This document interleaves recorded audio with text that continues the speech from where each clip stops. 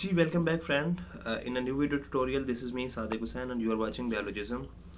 Thank you for clicking here and today we will talk about the heart के heart जो है वो कहाँ पे मौजूद है, heart का structure क्या है और heart जो है वो किस तरह से फंक्शन परफॉर्म करता है। ठीक है, तो हमारा आज का जो टॉपिक होगा वो इस चीज़ के बारे में होगा।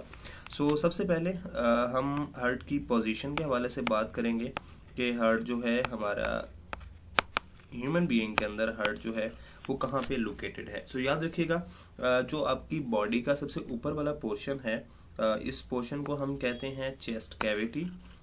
जैसा कि आप जानते हैं ऊपर वाला पोर्शन चेस्ट कैविटी होता है और जो नीचे वाला पोर्शन होता है उसे आप कहते हैं एब्डोमेन। तो ये चेस्ट कैविटी के अंदर मौजूद है और चेस्ट कैविटी के अंदर जो है आपको एक बहुत ही सख्त किस्म की बोन नज़र आती है और उस बोन को आप कहते हैं स्टर्नम। उस स्टर्नम के बिहाइंड, ठीक है, और उसके लेफ्ट जो पोर्शन है बॉडी का उस साइड पे आपको हार्ट जो है वो नज़र आता है। ठीक है, तो ये बेसिकली हार्ट की पोजीशन के हवाले से बात हो गई। अब अगर हम हार्ट के थोड़े से साइज़ के हवाले से बात करें तो साइज़ के अंदर जो हार्ट का साइज़ है वो आपकी फिस्ट के इक्वल होता है। ठीक है, फिस्ट आप जानते हैं बंद मुट्ठी को कहा जाता है। तो जो भी बंदा अपने हार्ट का साइज़ चेक करना चाहे तो उसकी जो मुट्ठी होती है, बंद मुट्ठी, उसके इक्वल उसका साइज़ होता है। ठीक है, यहाँ तक बात हो गई जी। हार्ट के साइज़ की भी हमने बात कर ली, हार्ट के लोकेशन की हमने बात कर ली। अगर हार्ट के फंक्शन की बात आप करेंगे तो जैसा कि आप जानते हैं कि किसी भी बॉडी के अंदर सिस्टम जो है, ऑर्गन सिस्टम, बहुत बड़ा एक रोल प्ले करता है। तो इसी तरह ह्यूमन बॉडी के अंदर भी एक सिस्टम मौजूद है जिसे आप कहते हैं कार्डियोवैस्कुलर सिस्टम या फिर उसे आप कहते हैं सर्कुलेटरी सिस्टम। ये ऐसा सिस्टम है जो कि ब्लड को क्या करता है, सर्कुलेट करवाता है आपकी बॉडी के अंदर। और ब्लड के बारे में आप जानते हैं कि ब्लड का जो मेन काम है वो ऑक्सीजन को कैरी करना है और जो भी आप फूड अब्जॉर्ब करते हैं उसको बॉडी के डिफरेंट लेवल तक लेके जाना है।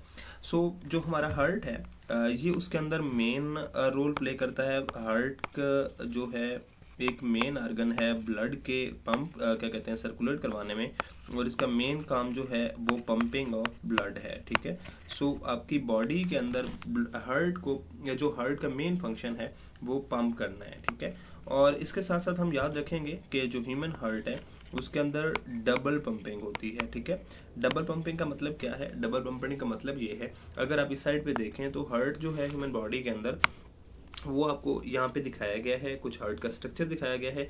इसके अंदर आपको दो साइड नज़र आ रही हैं। ठीक है, एक साइड ये है जो कि आपके सामने मैं ड्रा कर रहा हूँ। ठीक है, और दूसरी साइड अगर मैं थोड़े से और कलर के साथ ड्रा करूँ तो ये आपके सामने कुछ ये साइड है। ठीक है, तो ये जो आपकी साइड है ये हमारी लेफ्ट साइड कहलाती है और ये जो हमारी साइड है ये हमारी राइट साइड कहलाती है। तो यहाँ पे ह्यूमन हार्ट जो है उसकी दो मेन साइड हैं। तो दोनों साइड पे जो है वो ब्लड को पंप किया जा रहा होता है, दोनों साइड से ब्लड आ भी रहा होता है और उसको बॉडी के अंदर पंप भी किया जा रहा होता है।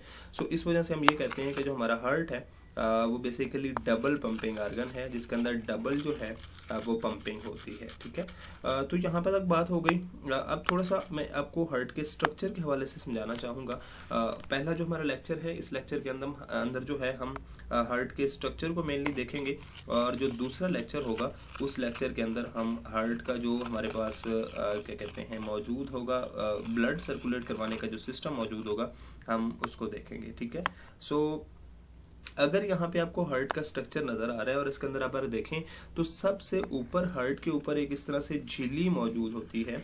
जो ह्यूमन हार्ट है उसको कंट्रोल करने के लिए यहाँ पे ऊपर एक झिल्ली मौजूद होती है, एक मेम्ब्रेन मौजूद होती है और उसे आप कहते हैं पेरिकार्डियम। ठीक है, याद रखिएगा पेरिकार्डियम उस झिल्ली का नाम है जो कि हार्ट को, जैसे कि आपके रेड के सर्कल से दिखाई गई है, यहाँ पे मौजूद होती है। तो उसके अंदर जो है हार्ट को जो है वो इनक्लोज किया होता है उस झिल्ली ने। तो वो झिल्ली आपकी क्या कहलाती है? पेरिकार्डियम झिल्ली कहलाती है। ठीक है, ये जो झिल्ली है इस झिल्ली के अंदर बेसिकली यहाँ पे कुछ फ्लूइड मौजूद होता है और ये जैसे यहाँ पे मैंने दिखाया गया हार्ट की वाल के साथ साथ बाहर जो है इस तरह से कुछ फ्लूइड मौजूद होता है और उसे हम कहते हैं पेरिकार्डियक फ्लूइड। ठीक है, पेरिकार्डियक फ्लूइड। और ये जो पेरिकार्डिक फ्लूइड है, इस फ्लूइड का काम बेसिकली क्या होता है? इसका काम होता है लुब्रिकेशन। ठीक है, अब लुब्रिकेशन क्या होती है? लुब्रिकेशन ये होती है, जैसा कि मैंने आपको बोला है कि हमारा हार्ट जो है वो बार बार कंट्रैक्ट भी हो रहा होता है, बार बार रिलैक्स भी हो रहा होता है, तो उसकी जो वॉल्व्स हैं उन वॉल्व को सेफ भी करना होता है, उन वॉल्व को पंक्चर होने से, उनको कोई डैमेज होने से बचाने के लिए यहाँ पे एक फ्लूइड रखा जाता है, एक फ्लूइड मौजूद होता है जिसे आप कहते हैं पेरिकार्डिक फ्लूइड, और ये फ्लूइड क्या करता है, उसको यहाँ पे मेंटेन करता है। ठीक है, सो ये बात हो गई। अब थोड़ा सा हम हार्ट के अंदर जो वॉल मौजूद है उस वॉल के हवाले से भी बात कर लेते हैं कि वहाँ पे कैसा सिस्टम जो है वो मौजूद होता है। So just give me 1 minute. अच्छा, अब हम बात करते हैं हार्ट के सिस्टम की।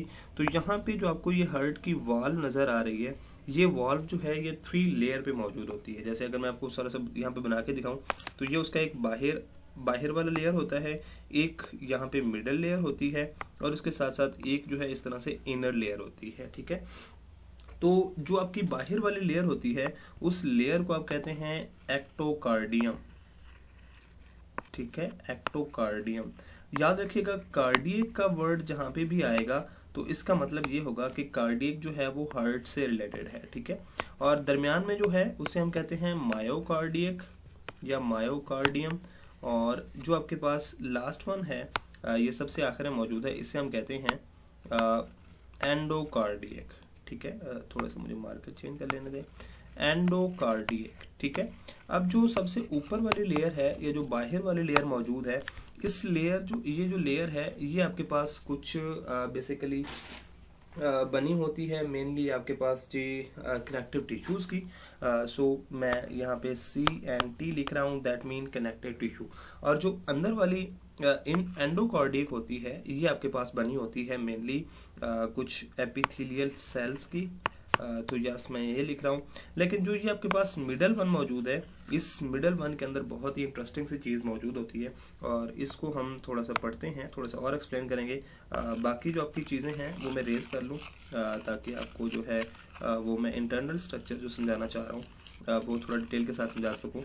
तो ये जो मिडल लेयर है ये मेन किरदार अदा करती है आपके जो हार्ट है उसके रिलैक्स होने में और उसके कंट्रैक्ट होने में। ठीक है, कैसे जी हेल्प आउट करती है, ये एक स्पेसिफिक किस्म के टिश्यूज से मिलकर बनी होती है, और उन टिश्यूज को हम कहते हैं मायोकार्डियक टिश्यू। ठीक है, मायोकार्डियक टिश्यू। अब ये जो मायोकार्डियक टिश्यूज हैं इनके अंदर सेल्स मौजूद होते हैं जिनको आप कहते हैं मायोसाइट्स।